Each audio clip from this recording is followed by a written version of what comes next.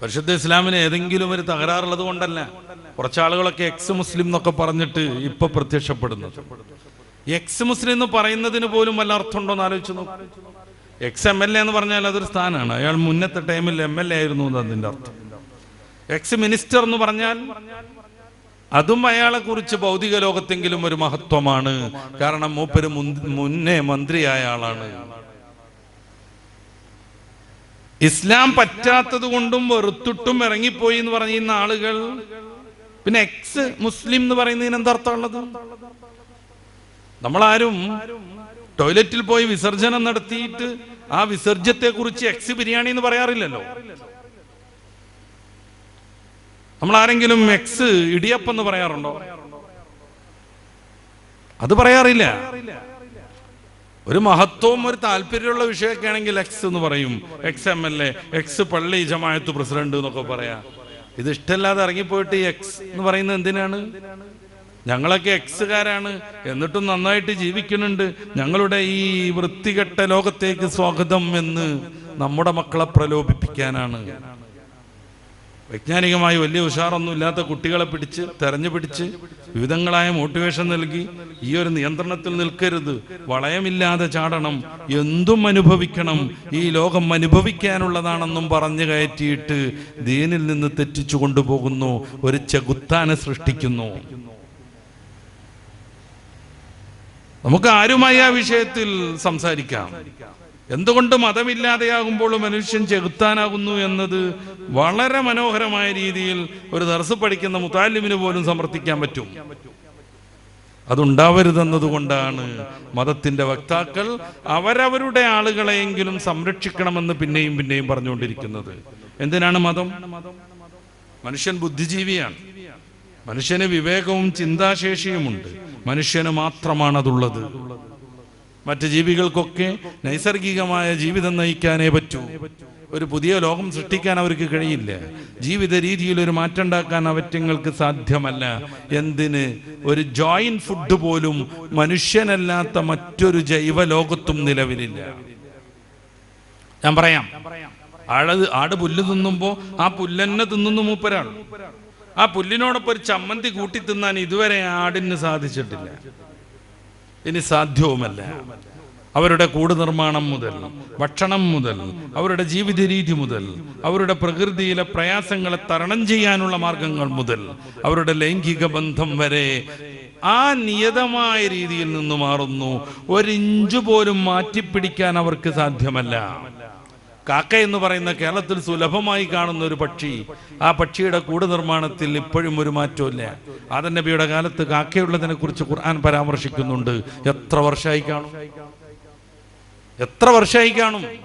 ഇതുവരെ കാക്കയുടെ ജീവിത രീതിയിൽ ഒരു മാറ്റവും വന്നില്ല. മോളെ കല്യാണം കഴിക്കാനായി വീട്ടിലൊരു റൂം നിർമ്മിക്കണമെന്നൊരു കാക്കയും വിചാരിച്ചില്ല. നല്ല മഴക്കാലം വരുന്നു, എൻ്റെ കൂടിന് മുകളിൽ ഒരു പ്ലാസ്റ്റിക്കിന്റെ കവർ വെച്ചിട്ട് ഒരു റൂഫ് നിർമ്മിക്കണമെന്നൊരു കാക്കയും ഇതുവരെയും വിചാരിച്ചില്ല. നല്ല മഴയത്ത് അതങ്ങനെ കൊണ്ടിരിക്കും. മഴയ്ക്ക് ശേഷം മഴത്തുള്ളികൾ കുടഞ്ഞു കളയാനുള്ള വൃഥാശ്രമം നടത്തും. എന്തുകൊണ്ടങ്ങനെ? ഏത് ജീവി അങ്ങനെ തന്നെയാണ്. മനുഷ്യൻ അങ്ങനെയല്ല. ആന്ത്രോപോളജിയൊക്കെ വിശദീകരിക്കുന്നത് വിശ്വസിച്ചുകൊണ്ട് നമ്മൾ പറഞ്ഞാൽ, മനുഷ്യന്റെ ഒന്നാം മനുഷ്യൻ മുതൽ സംസ്കൃതനായിരുന്നു. ഇസ്ലാം അതാണ് പറയുന്നത്. എല്ലാ വിജ്ഞാനവും നേടിയ ആളായിരുന്നു ഒന്നാം മനുഷ്യൻ. നമുക്ക് പുതിയ കാലത്ത് ആന്ത്രോപോളജി നരവംശാസ്ത്രം അനുസരിച്ച് മുന്നോട്ട് പോവാം. ആദ്യം കാട്ടിലായിരുന്നു അത്രേ, ഗുഹയിലായിരുന്നു അത്രേ, ആയുധങ്ങളില്ലായിരുന്നു അത്രേ. പിന്നെ ഇങ്ങനെ അതൊക്കെ ഇങ്ങനെ മെല്ലെ മെല്ലെ ശീലിച്ചു വന്നു. ആയുധങ്ങൾ പരുക്കനായി, പിന്നീട് ചെത്തിമിനിക്ക് ഉപയോഗിച്ചു, പിന്നീട് ലോഹങ്ങൾ ഉപയോഗിക്കാമെന്ന് പഠിച്ചു. അതിനിടക്ക് ഭക്ഷണം പാചകം ചെയ്യുന്നത് ശീലിച്ചു. കുടിലുകളിൽ നിന്ന് മെല്ലെ മെല്ലെ നല്ല വീടുകളിലേക്ക് എത്തി, വീടുകളിൽ നിന്ന് കൊട്ടാരത്തിലേക്ക് മറ്റ് ജീവികളെയൊക്കെ അതിജയിക്കും വിധത്തിൽ നമ്മുടെ ശാരീരിക പരിമിതികളെ നമുക്ക് മേക്കപ്പ് ചെയ്യാനും ഓവർകം ചെയ്യാനും സാധിച്ചു. എങ്ങനെ? നമ്മുടെ ബുദ്ധി കൊണ്ട്, ചിന്താശേഷി കൊണ്ട്. മനുഷ്യന് മാത്രമാണ് കുറെ പൊതുകാര്യങ്ങൾ പരിശോധിച്ച് ഒരു നിയമത്തിലേക്ക് എത്തിച്ചേരാൻ പറ്റുന്നത്. മനുഷ്യൻ മാത്രമാണ് താഴേക്ക് ആപ്പിള വീഴുമ്പോ എന്തുകൊണ്ട് ഇത് താഴേക്കെന്ന് ചിന്തിക്കുന്നത്.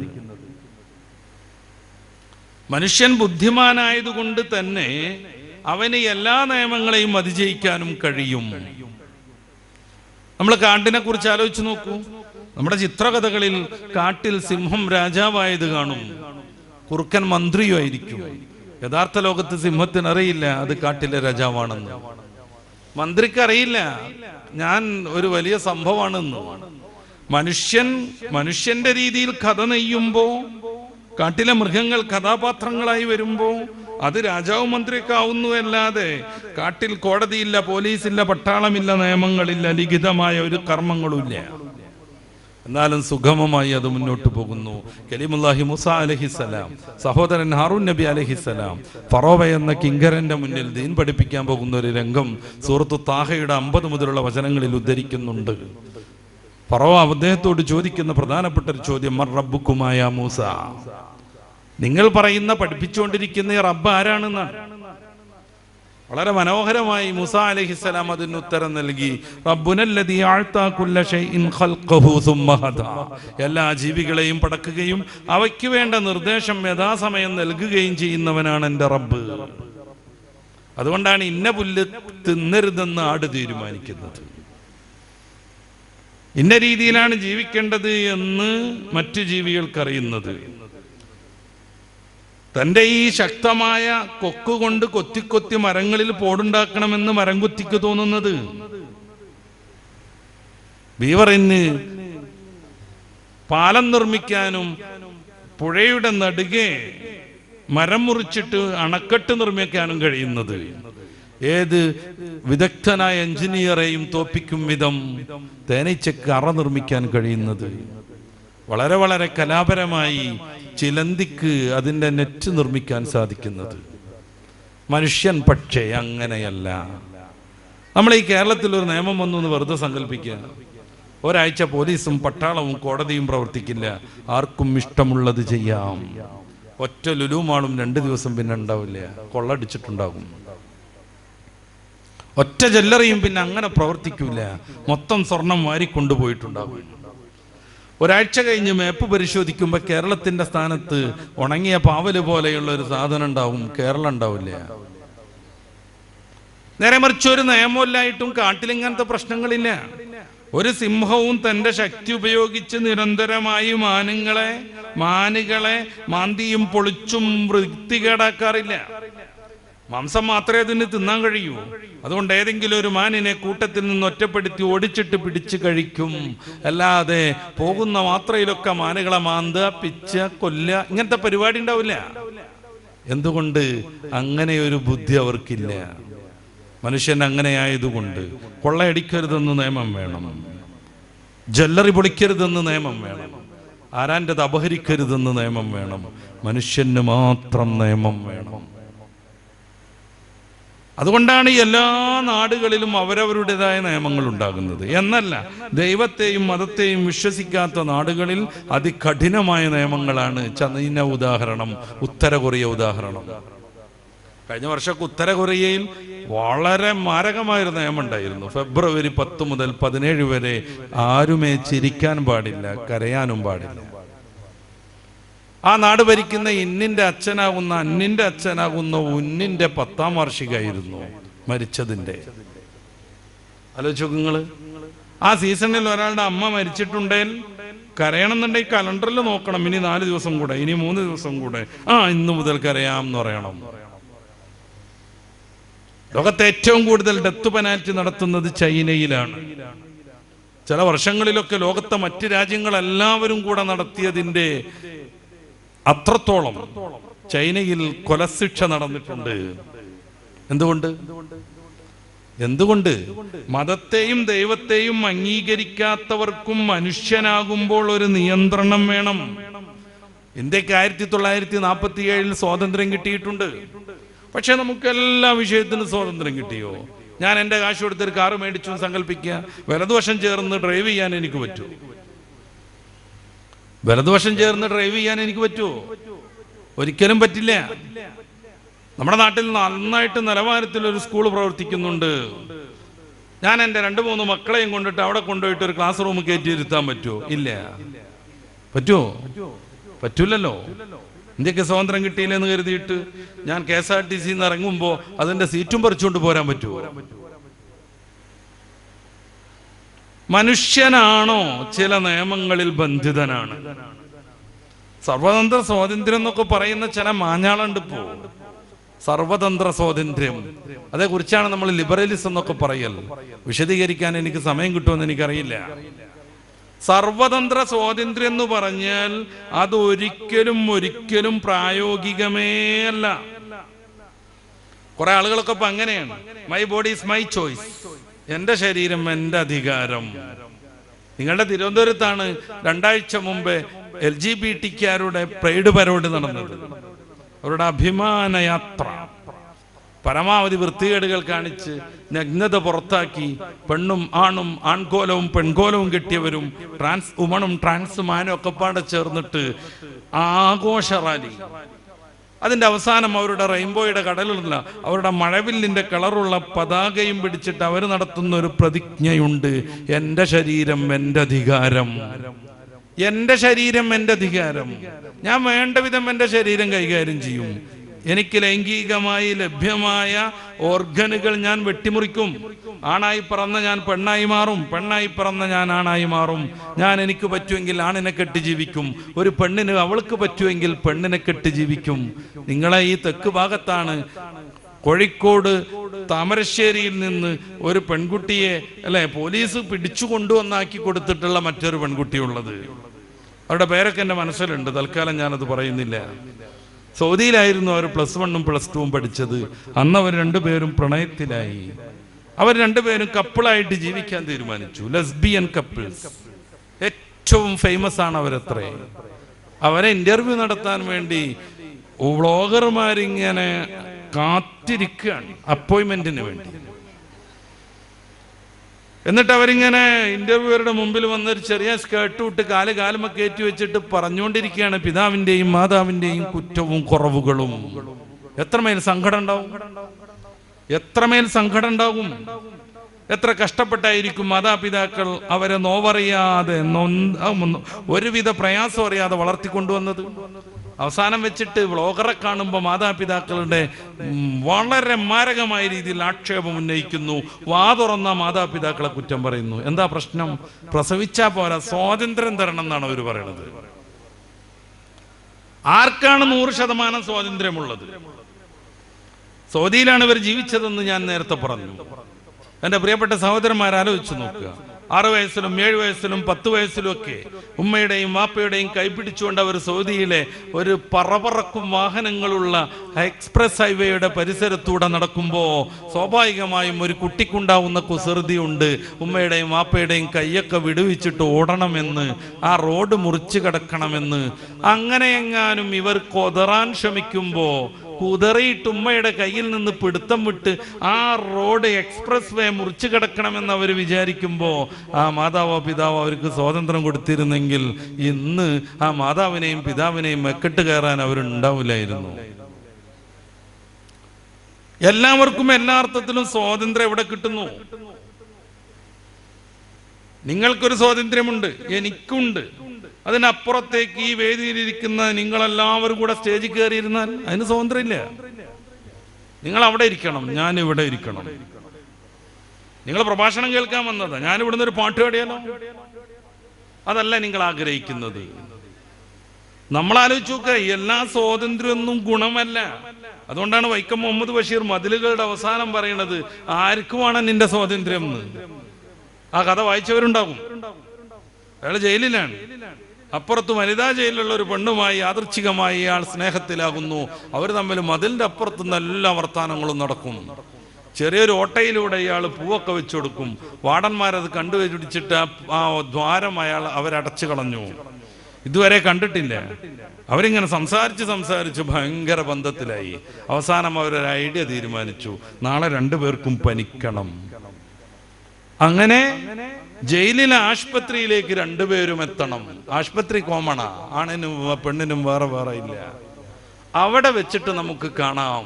അങ്ങനെ രാത്രി ഇങ്ങനെ ഉറക്കൊഴിച്ച് അതേക്കുറിച്ച് ആലോചിച്ചുകൊണ്ടിരിക്കുകയാണ്.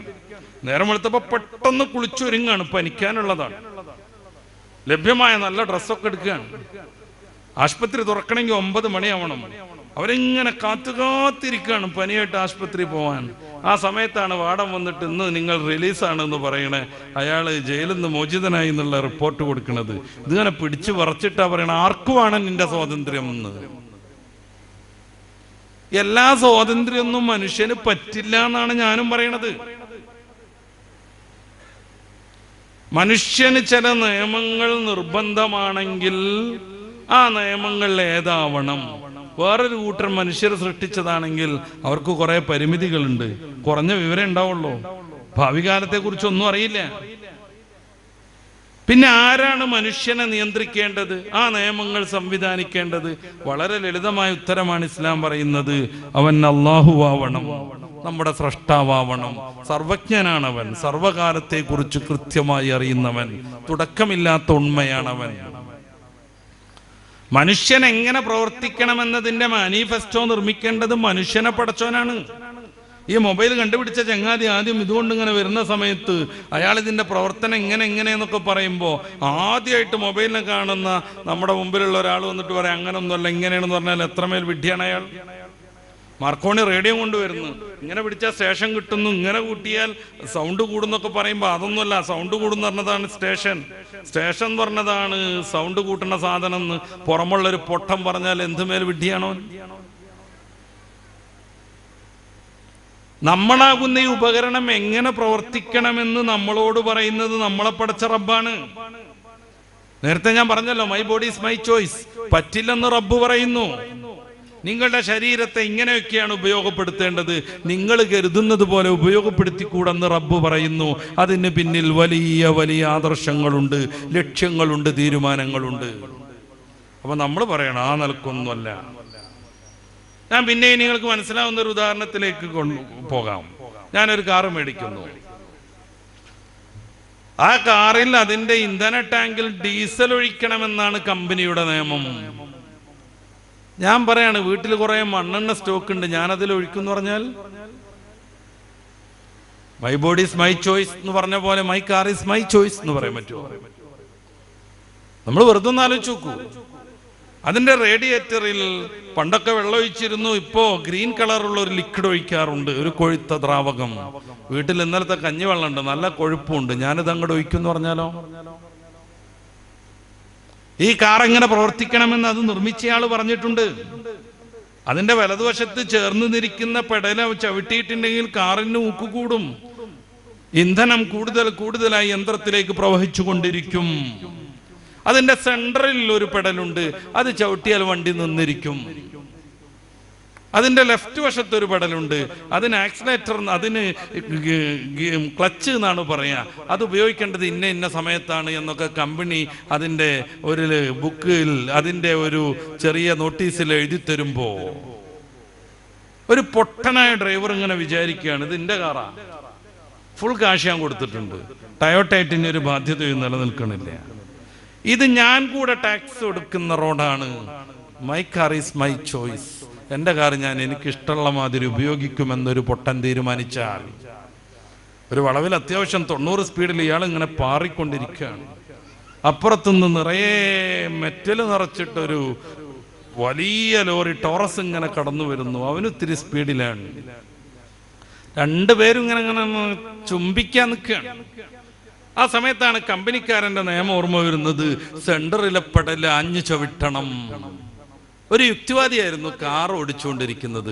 ഞാൻ സർവതന്ത്ര സ്വാതന്ത്ര്യനാണ്, എന്റെ car, my car is my choice, ഞാൻ ആ വലതുവശത്തിലുള്ള ആക്സിലേറ്റർ ആഞ്ഞു ചവിട്ടെന്ന് പറഞ്ഞാൽ അതോടെ തീർന്നു അയാളുടെ ജീവിതം, അതോടെ തീർന്നു അയാളുടെ ജീവിതം. എന്തേ, കാർ അയാളുടേതല്ലേ? ആണ്, അയാളല്ലേ കാശ് കൊടുത്തേ, അതും ശരിയാണ്. ടാക്സ് കൃത്യമായി അടക്കുന്നില്ലേ? ആണ്, ഉണ്ട്, ഒക്കെ റെഡിയാണ്. പക്ഷെ അയാൾ ഇഷ്ടം പോലെ അയാളുടെ കാർ ഉപയോഗിക്കാൻ കഴിയില്ല. അവിടെ സെന്ററിലുള്ള പെടൽ ആഞ്ഞു ചവിട്ടണം, വണ്ടി നിൽക്കണം, അല്ലെങ്കിൽ ടോറസിന്റെ ഉള്ളിലേക്ക് ഇത് കയറിപ്പോകും. അത് വലിച്ചെടുക്കാൻ തന്നെ കുറെ ആളുകൾ മെനക്കെടേണ്ടി വരും. വളരെ ലളിതമാണ് ഞാൻ പറയുന്നത്. ഒരു യന്ത്രം എങ്ങനെ ഉപയോഗിക്കണമെന്ന് അതിനെ പടച്ചവൻ, അതിനെ സൃഷ്ടിച്ചവനാണ് കൽപ്പിക്കേണ്ടത്. മനുഷ്യനാകുന്ന വാഹനം, ഇത് ശരിക്കും വാഹനാണ്. ഇത് ശരിക്കും വാഹനമാണ്, നമ്മുടെ ആത്മാവിന് സഞ്ചരിക്കാനുള്ളൊരിടം മാത്രം. അതുകൊണ്ടാണ് വാപ്പ മരണപ്പെട്ടാൽ അതുവരെ ഉപ്പച്ചി എന്ന് വിളിച്ചിരുന്ന മക്കൾ വിളിമാറ്റുന്നത്, നാട്ടുകാര് വിളിമാറ്റുന്നത്.